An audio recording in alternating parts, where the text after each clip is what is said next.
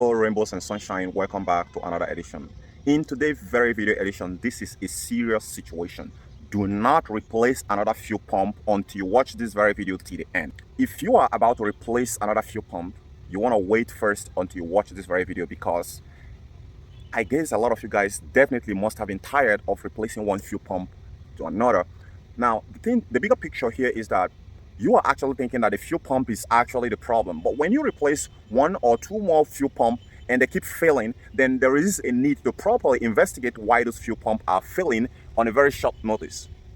Now, I have a car behind me right here, which is Pontiac Vibe. We have this very car and some other Toyota cars, which we have pulled a lot of components out in order to troubleshoot engine underperformance problem, which end up hurting the customer's wallet. Now, after that very video, it did actually bleed my heart because we never knew that that's actually where the problem was hiding, but we are busy checking different components without checking what I'm about to show you in this very video today that is really, really staggering.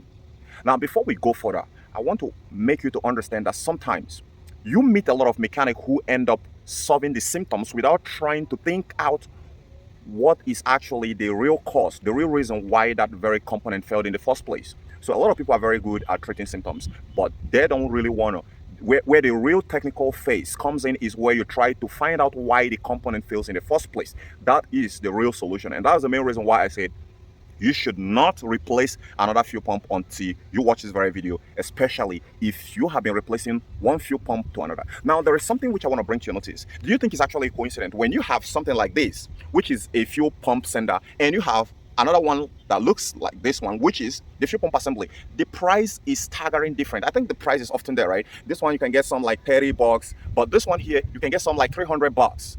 Do you think it's actually different? Now, each time you go ahead to replace only this one, in your own mindset, you're trying to be savvy, right? You're trying to save cost. However, you don't know that there is an impending problem that is lurking somewhere waiting for you in the future. Now, in later consequences, you start seeing something like engine losing power, engine underperformance, jerking upon acceleration, hesitation upon acceleration, a whole multiple engine misfires, and too many problems, which is sometimes very, very hard to diagnose where this very problem is stemming from. Now, for this very car, which I showed you previously, which the customer has just left with here, this very car here, we have replaced multiple fuel pumps inside this very car. And each time we replace it, it doesn't actually clamp down on the fuel pump right immediately. It allows the car to work normally and everything seems to work pretty much fine. Then come back within 7 days, the fuel pump is gone. Now, we did this quite a little bit of time before. I mean, some last up to like 2 weeks because the quality of the fuel pump actually play out to its longevity as how it's lasted. But however, when the third time the customer come to the shop, come to our workshop, in prior to solving this very problem, that is when all hands become on deck to find out exactly, to investigate properly why this very problem has been occurring. Now, if I didn't tell you correctly, we did not do those mistakes because he came with a strict instruction to replace only the fuel pump sender, which is in most obvious case what most people actually do. Now, here is the big deal about this very information which I'm about to drop, this bombshell I'm about to drop on you guys here is, each time you fill up your car fuel tank or half, there is a lot of dirt that accompanies those fuel. Now, did you actually think about the aftermath? What happens to that dirt? Do you think that replacing the fuel pump, and possibly most of you who often see that you have some kind of fuel filter underneath, do you think that just replacing that is enough? You have win the whole situation and you go ahead and bam bam bam on your injectors for those ones that actually allow carburetor cleaning, and you think everything is all good and you hit the road?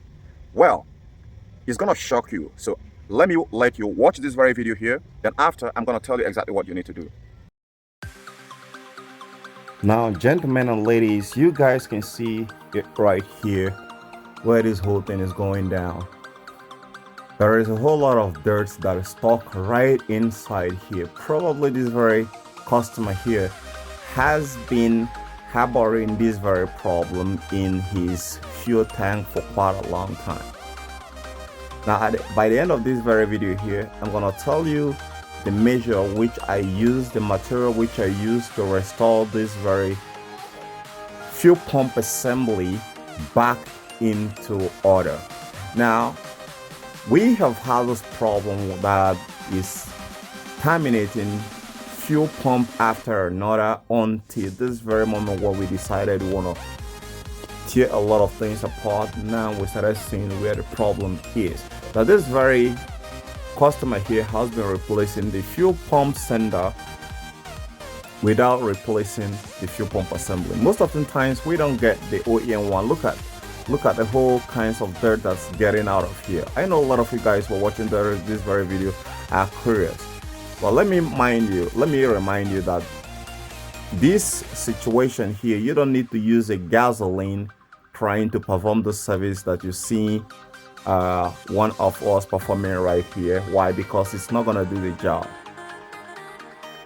Now, when you get this very substance right inside it there, you need to smack it to allow every other clog of dirt that have been gathering right inside it there to unclog. Now, you keep pouring it in there to dissolve it, because this will help to dissolve it. Now, I'll throw that very nylon leader right there so you can be able to see the level of dirt, because when you pour it down, you are not going to actually get it clean. I mean, you are not going to get the detail of the issue that is right there, the amount of dirt that is stuck right in there. That is the reason why. Now, this fuel pump is dead, and you're seeing the amount of torrents of dirt that is still coming out of the system. So if you go ahead and replace it without performing this very service here, you're gonna kill that very fuel pump. You're gonna suffocate that very fuel pump. So look at the hands of the guy who is washing this whole thing. So what you have in this very situation here, that's why I said this is a terrible and a bad idea to replace a fuel pump if you have not watched this very video. Because for a lot of you guys who are trying to save cost, yes, you have a very good motive, but you are actually doing it the wrong way. All right, you are replacing your fuel pump the wrong way. Now, until you watch this very video down to this very point here, you will never knew that you're actually doing it the wrong way. So guys, I hope you understand what I'm talking about right now.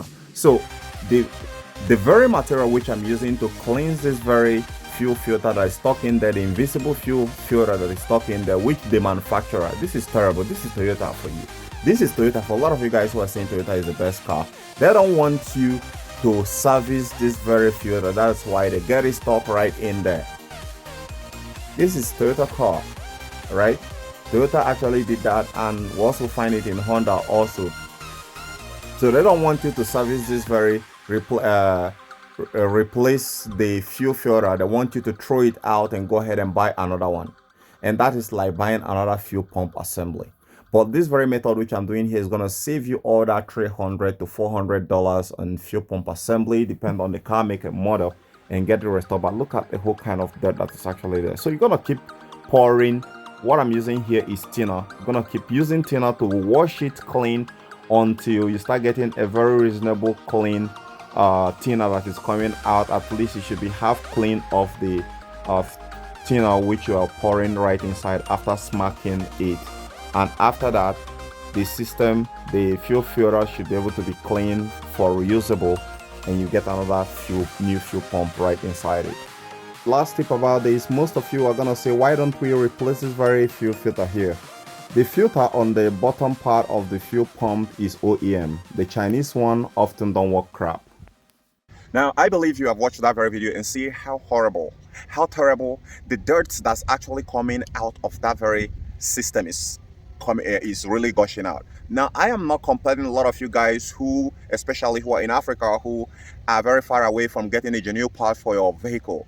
But if you are very far from getting a genuine part for a vehicle, there should be a used part. But if a situation where there is no used parts for your car, like a complete fuel pump assembly, there is a whole lot of package that's actually attached to the fuel pump assembly. Now, this is the only point where someone like me will advise you to replace the entire fuel pump assembly, because there is a lot of benefit that comes with it, like it has encapsulated fuel filter inside it, which most of the times we can see. That's what the guy whom you see on that very video there, one of our mechanics, is busy pouring a lot of thinner to cleanse up that very filter.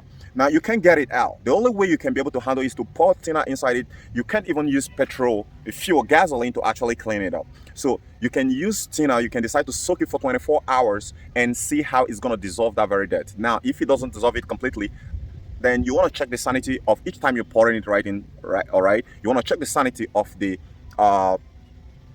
thinner that's coming out of the other side there, until when it becomes clean, then you know that that very filter can be able to allow a very reasonable permissible fuel quality and quantity to pass through it. And that is the only time that your car is going to be free from suffocation and all holes and manner of engine underperformance that's going to plague your car once this very issue starts. Now, if you didn't watch this very video, probably you might have run into a problem where the mechanic has replaced different parts and, you know, draining your wallet really mad to the point where you are thinking about trashing the car in a junkyard without knowing that you're just suffering from a fuel filter issue that has been left unattended to for quite a long time. So I know this very video has been very beneficial to you, so don't forget to give this video a thumbs up and share this very video with a lot of your friends who are often trying to cut corners, trying to save costs. I know it's very good to actually save costs, but when you don't fully understand what is encapsulated inside underneath your gasoline tank, you're definitely gonna be doing mistake that's gonna be hurting your wallet later when you don't have a capable mechanic who can be able to proficiently diagnose your car and know exactly what the problem is, where the problem is coming from, and sort it out. So if you have given this video a thumbs up, share it with your friends, and I'll see you later. I remain Dr. Cool Autofix. Bye for now. If you have any further question, drop it in the comment section below. But don't forget, you have to be a subscriber. Bye for now.